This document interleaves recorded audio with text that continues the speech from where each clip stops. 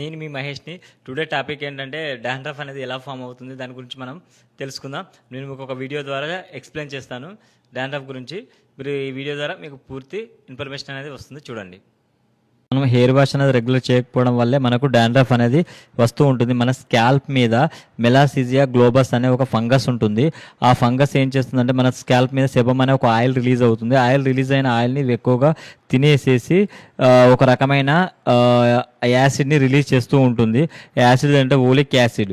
ఈ యాసిడ్ ఎక్కువ రిలీజ్ అవ్వడం వల్ల ఇది స్కాల్ప్ మీద ఒక లేయర్లా ఫామ్ అయిపోయి మన డెడ్ స్కిన్ అనేది ఎక్కువ ఫామ్ అవ్వకుండా చేస్తూ ఉంటుంది స్కాల్ప్ మీద.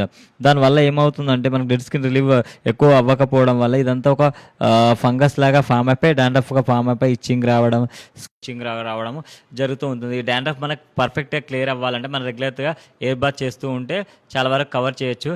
నెక్స్ట్ వీడియోలో మనం దీని గురించి రెమెడీస్ ఎలా క్లియర్ చేసుకోవాలో నెక్స్ట్ వీడియో చెప్పుకుందాం. బాయ్.